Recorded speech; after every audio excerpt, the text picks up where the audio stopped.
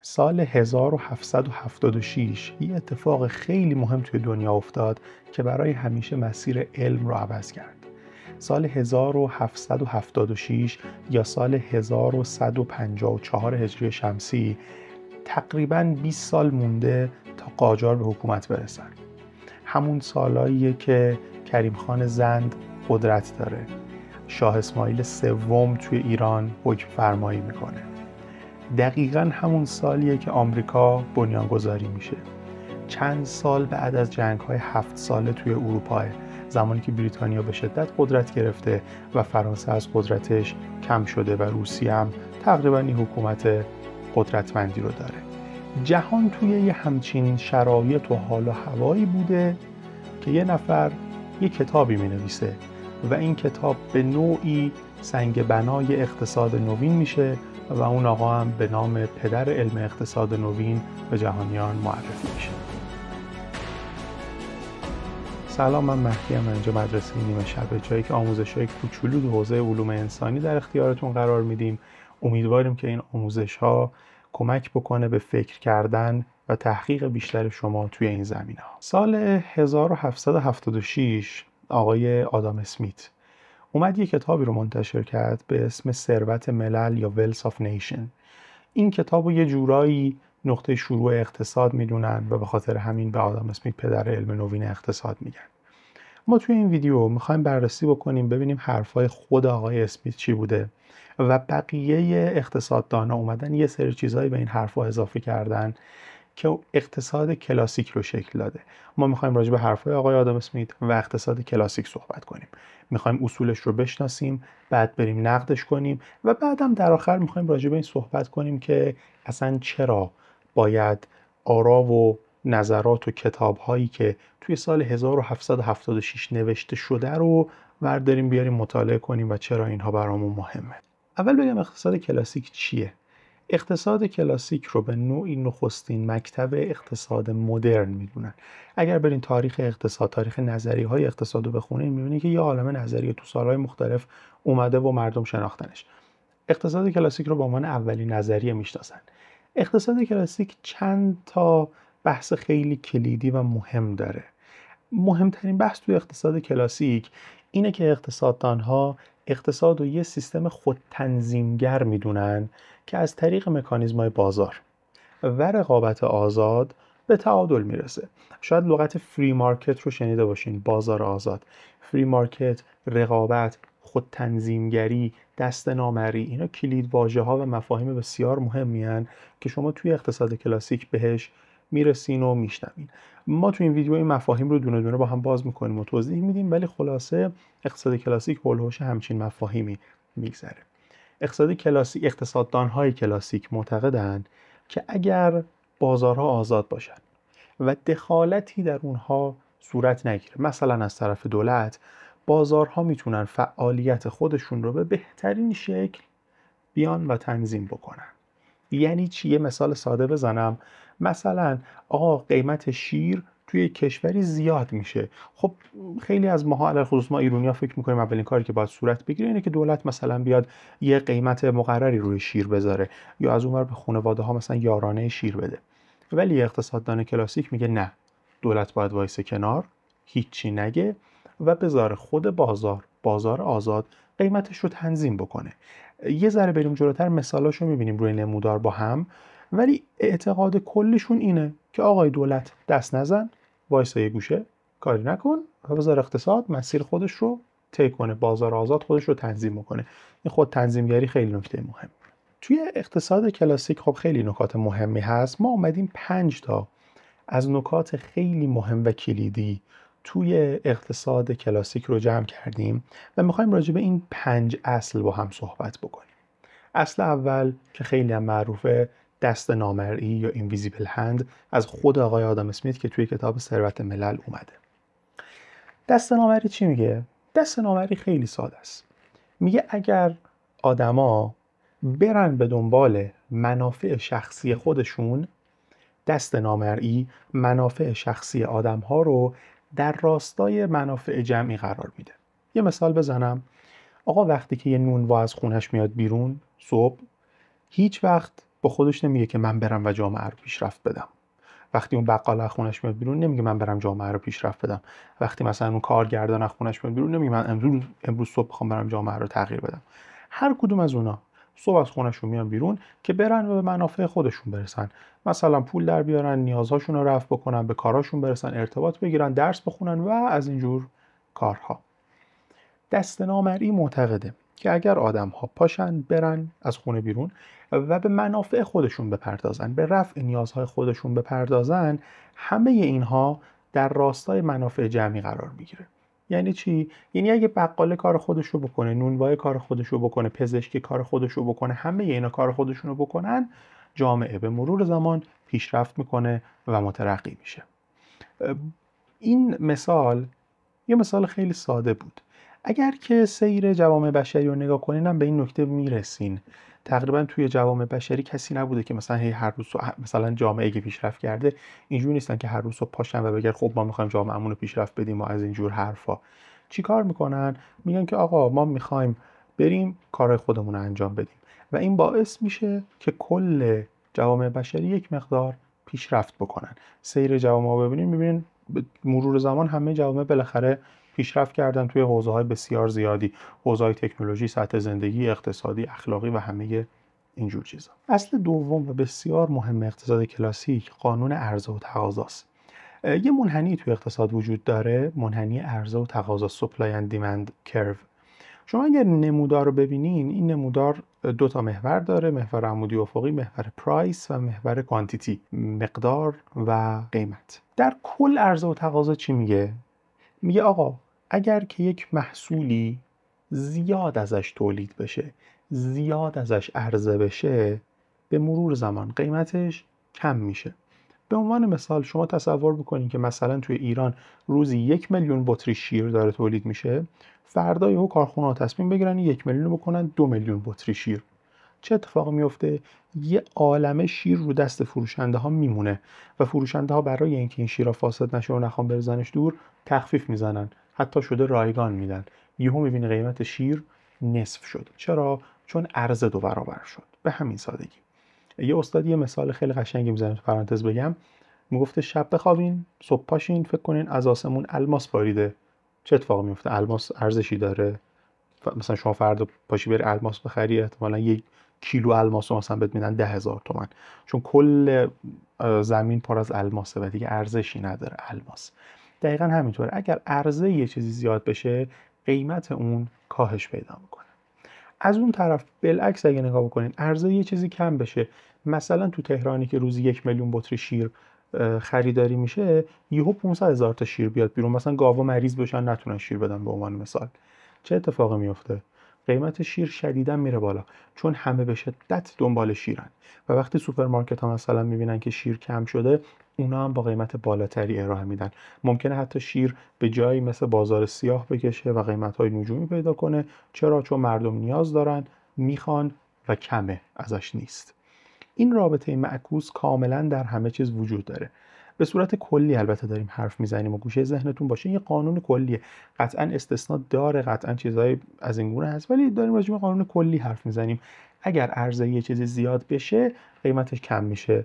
اگر عرضش کم بشه، قیمتش زیاد میشه. باز یه اصل خیلی مهمه دیگه توی اقتصاد کلاسیک، اصل بازارهای آزاد و نقش حداقلی دولته.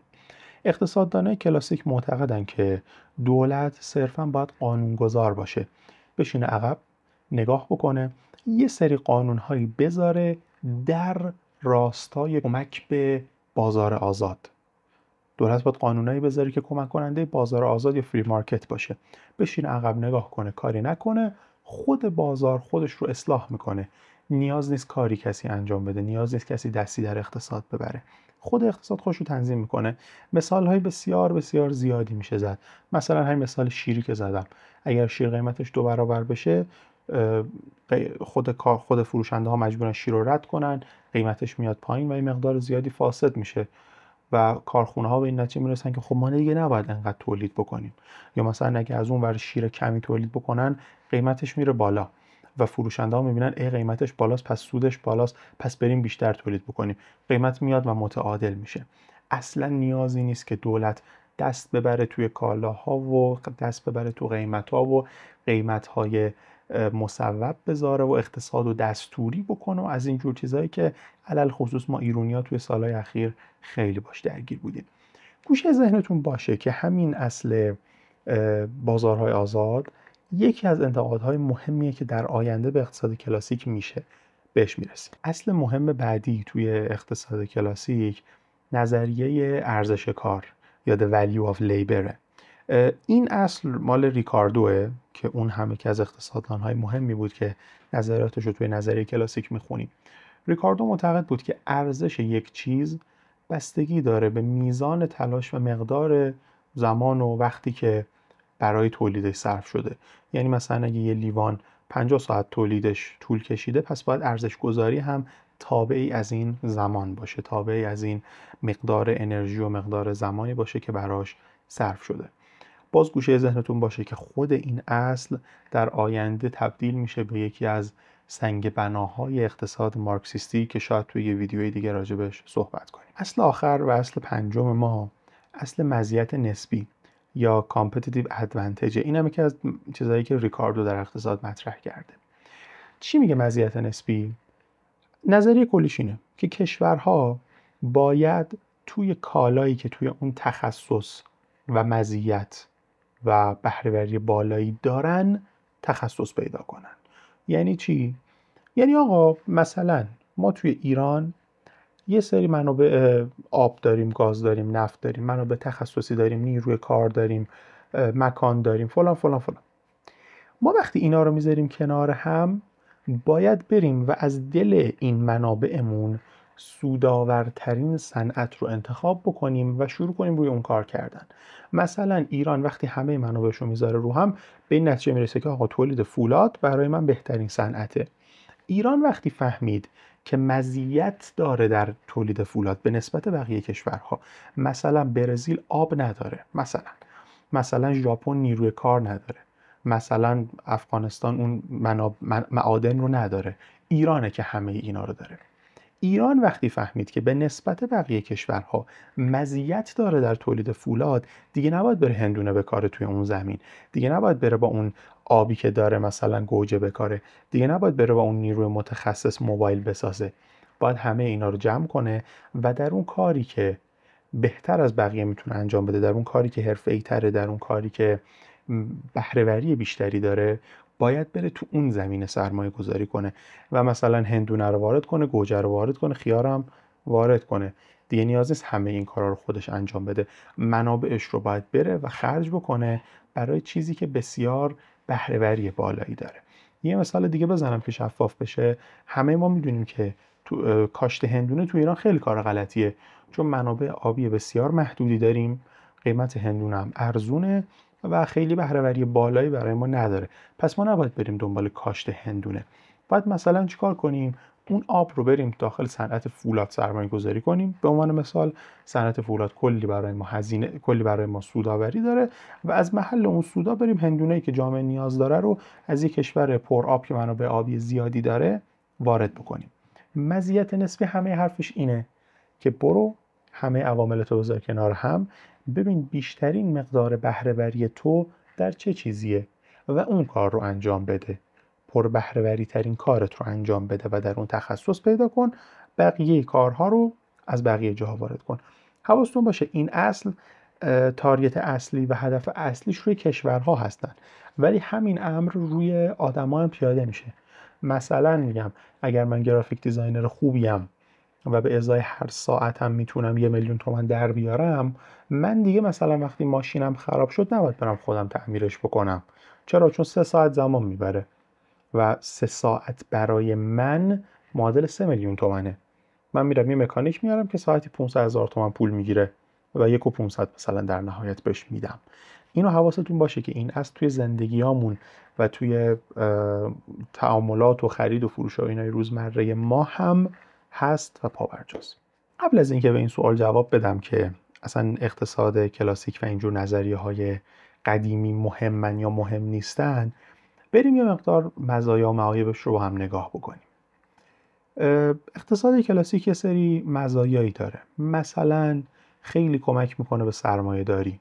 نقش دولت رو کم میکنه، سرمایه‌دارها و بنگاه‌های اقتصادی رو قوی میکنه و به اونها قدرت میده و کمک میکنه که بیان بالا و کار بکنن. مثلا رقابت رو میبره بالا. میدونیم رقابت چیزیه که باعث میشه کالا و خدمات بسیار کیفیت بیشتری داشته باشن.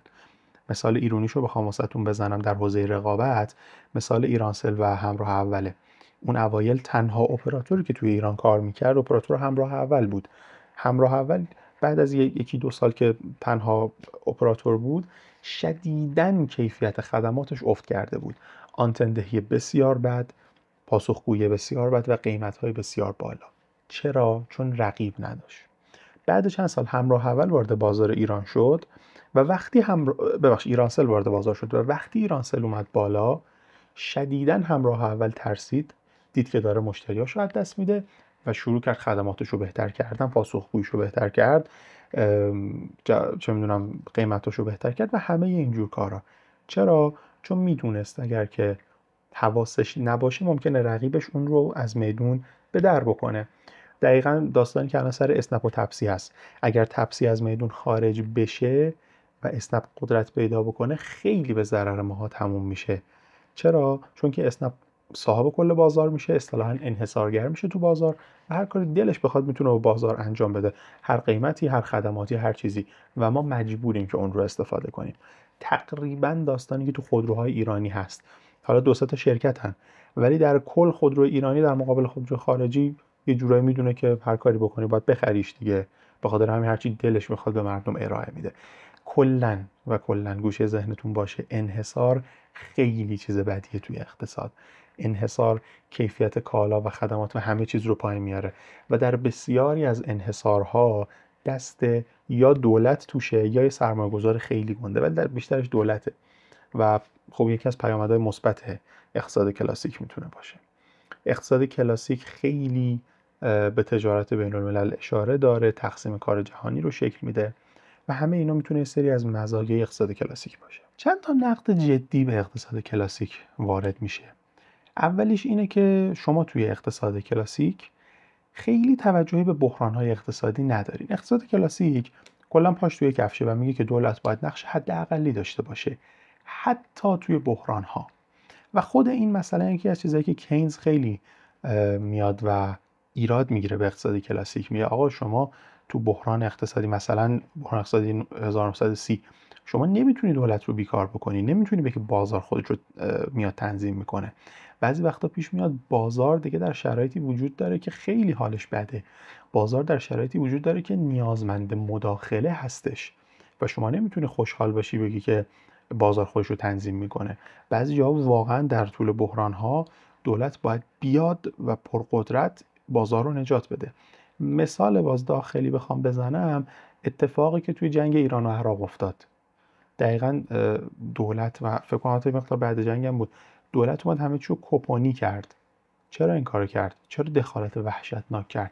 چون کالا نبود، چون اقتصاد بسیار متزلزل بود و مجبور بود دولت همچین کاری انجام بده و خب در نهایت هم نتیجه خوبی داشت.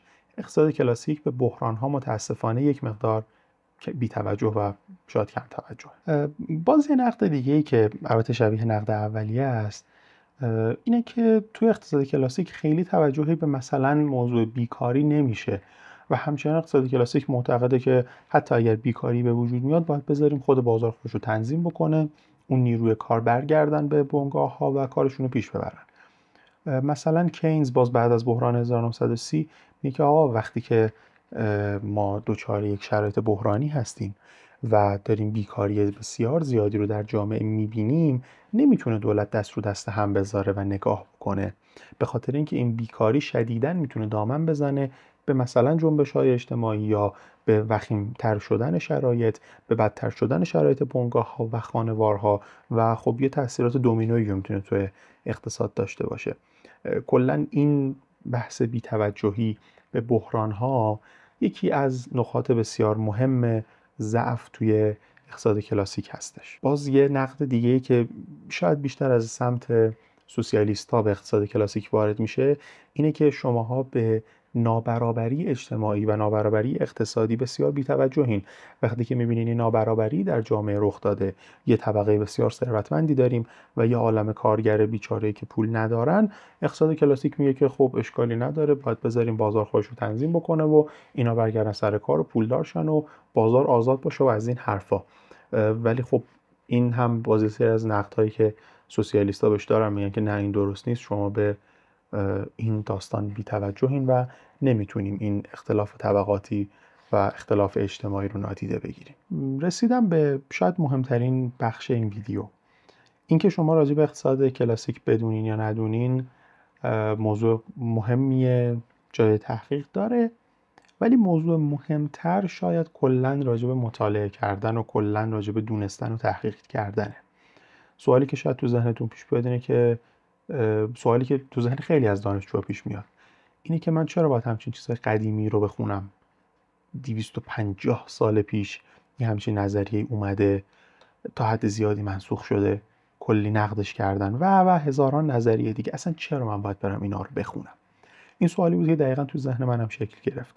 توی دوران کارشناسی یه بار داشتیم یه صحبتی میکردیم سر کلاس، دقیق یادم نیست که چی بود، رسیدیم مثلا به اینکه آره ارسطو هم یه سری نظریاتی داره و نظریات ارسطو توی حوزه رسانه امروزی که داریم راجبش فکر میکنیم، مثلا چه می‌دونم فکر کنم وسط بحث اینستاگرام یهو بیایم نظریات ارسطو رو بررسی بکنیم، خب خیلی عجیبه دیگه. و اولین سوالی که تو ذهن من اومد اینه که بابا اصلا چه ربطی به ارسطو داره؟ ارسطو چی میگه؟ مثلا اون قبل میلاد مسیح اومده حرفی زده، چرا من باید الان بیام برم آرای ارسطو رو بخونم؟ مگه آرای جدید و نظرات جدید اون قبلی‌ها رو در بر نمیگیره؟ این سوالی بود که رفتم از یکی از اساتیدم کردم و خیلی هم جا خورد از این سوال من. الانم که فکر می‌کنم سوال ساده‌ای بوده. ایشون یه جمله گفت، خیلی جمله کلیدیه. برگشت به من گفتش که اندیشمندان بر شانه یکدیگر ایستادن. یعنی چی؟ یعنی ارسطو پا شده اومده یه سری نظریاتی داده، حرفایی داده، نفر بعدی اومده آرای اونو خونده، یا موافقت کرده و یا رد کرده و یه کوچولو به علم اضافه کرده، کانتریبیوت کرده.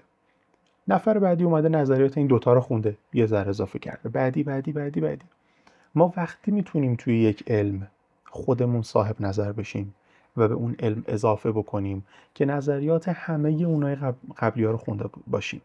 تو دانشگاه هم که برین همینه، شما باید بری لیسانس رو بخونی، ارشد رو بخونی، قبلی ها رو تازه بشناسی، تازه بری دکترا رو بخونی، بازم قشنگتر خوشگلتر قبلی ها رو بشناسی، بررسی بکنی، نقد بکنی، تازه آخر دکترا میتونی بیای و نظریات جدید و منابع جدید و حرفهای جدید خودت رو به جامعه علمی معرفی بکنی و یه مقدار مرزهای علم رو جلو ببری، پیشرفتشون بدی. شما تا وقتی که نظریات قبلی رو نخونده باشی، آگاهی نداشته باشی، علم نداشته باشی، نمیتونی نظریه جدید بدی. همیشه حواستون باشه، خیلی خوبه و خیلی مهمه که نظریات ابتدایی یک علم رو ما بیایم بخونیم. بعضی وقتا حتی واجبه برای اینکه اون علم رو بشناسیم. اقتصاد کلاسیک نقطه شروع علم اقتصاد نوینه. خیلی خوبه که راجبش بدونیم و راجبش فکر کنیم. چیزایی که توی این ویدیو گفتم و میتونین راجبش فکر بکنین، مباحثی مثل اقتصاد آزاده، مثل بازار آزاده، مثل دخالت دولته، مثل بحرانهای اقتصادیه، مثل بیکاریه. راجب اینا میتونین فکر کنین و بیشتر تحقیق کنین. چت جی پی تی خیلی منبع خوبیه برای تحقیق بیشتر. ایندکس های ویکی‌پدیا هم چند تاشو براتون پایین میذارم، خیلی میتونه بهتون کمک بکنه. اینم بهتون بگم، اندیشمندانی که توی اقتصاد کلاسیک بودن و نظریاتشون برای ما مهمه، خود آقای آدام اسمیت، ریکاردو، مالتوس، استوارت میل، اینا کسایی هستن که نظریاتشون شکل دهنده اقتصاد کلاسیک بوده و خیلی خوبه که راجبشون بدونیم. خیلی ممنونم که این ویدیو رو دیدین. میدونم که قطعا خیلی اشکال داشته، اگه اشکال علمی داشته حتما توی کامنت ها بگین بهم که اصلاحش بکنم. اگر نقطه نظری دارین حتما بگین، باعث خوشحالی میشه. لایک و سابسکرایب هم که مثل همیشه به ما میتونه خیلی کمک بکنه. ممنونم ازتون و شبتون بخیر.